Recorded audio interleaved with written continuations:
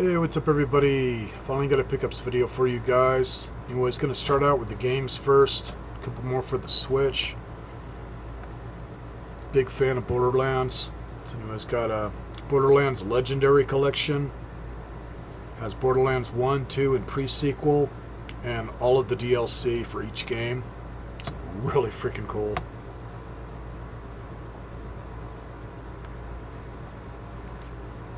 Nice to play it on a handheld. In fact, that Nintendo Switch is the first handheld that I could play for hours without it bugging my eyes.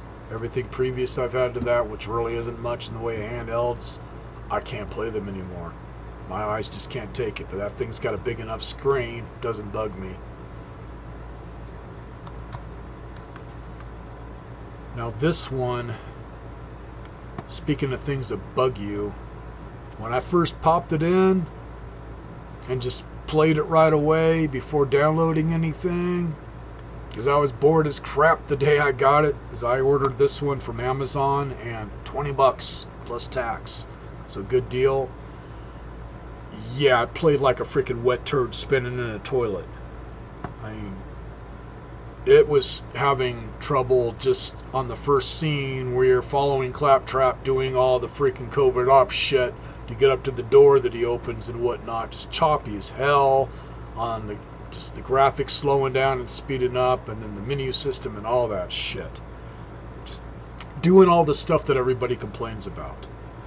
So anyways, once I got everything downloaded on all the DLC and did whatever updates it needed, pretty much all that's gone. I've been able to get a ways into the main game, and then once I got up to the right level on my character, I wanted to play the DLC badly, because I've played Borderlands 3 tons of times and gotten through the whole game. So basically got this for all the add-on content, which is well worth it. So anyways, been playing the casino level or whatever, Oxy's Casino Heist. Haven't had any problems. So either it just didn't like it being played while it was doing updates and downloading stuff, or one of the updates fixed that problem. Because looking this up online, a lot of people were complaining that it get really choppy when you'd have a bunch of guys around that you're shooting up or whatever. So far so good. Otherwise, cheap way to play this with all the add-on content. So again, $20 ordering it from Amazon. And this is directly from Amazon, not one of their other retails that's just oddball, which sometimes I'll go through them as long as they're using Amazon to ship. I found that's the way to do it, to get your discount on shipping and whatnot. But yeah, I was thinking, man, I'd love to have this for my PS4, and I got on to the market site place, buy expensive shit place for Sony games, and fuck. It's like, God, man. $20? But nah, for PS4, damn near 100. Or maybe it was, well, shit, by the time you pay tax, yeah, it's $100 for the same damn thing, but with better graphics. And I guess it gives all the updates for PS5, but it's like big freaking difference on price. It's where some stuff, just the prices have gone through the effing roof, man. Just goddamn. So anyways, that's what I recommend. Get everything downloaded first and updated, then play it. I haven't played it too much hooked up to the TV. I mostly be playing it on the handheld because it's been 100 plus degrees here in Kingman.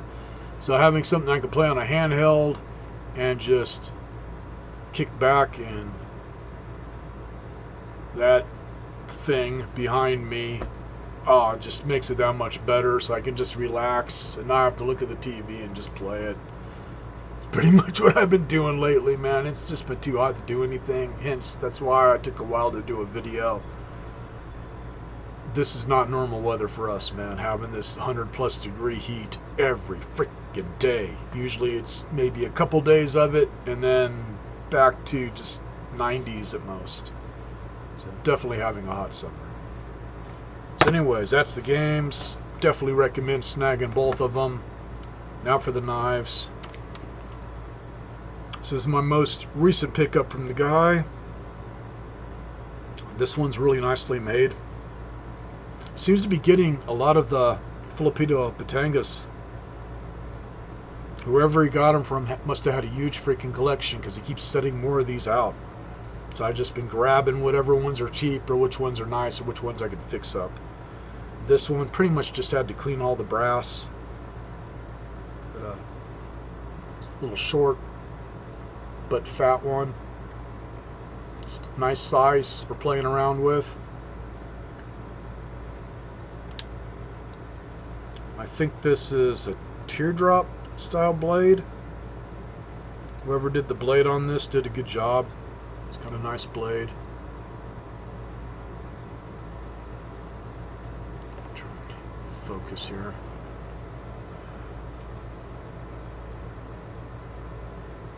There. Let's see if that works. It's got all the nice usual markings that you'll see on these.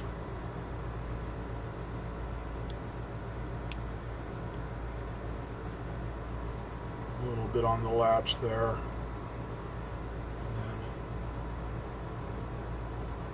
Nice bone inlays there. Just a nice little knife. Now this one that I'm going to show next is definitely unusual.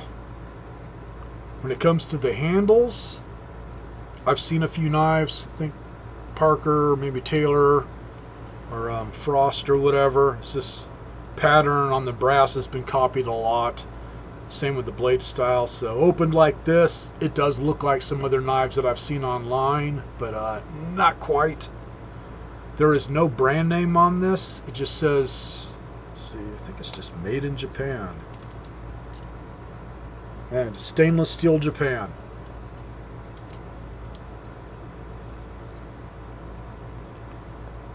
And this one did have an original sheath with it that was made specifically for this knife, not just the usual type Balisong sheath. And I will give a link of the one place online where I spotted this with somebody that was selling it on like just a knife collector's type site. And it goes back to, I think, 2012 was when they put theirs up for sale. And that is the only place I could find a picture with this with the sheath. Or just outright picture of it. I haven't been able to find it anywhere else. So anyways, this is what I usually see online for ones similar to it.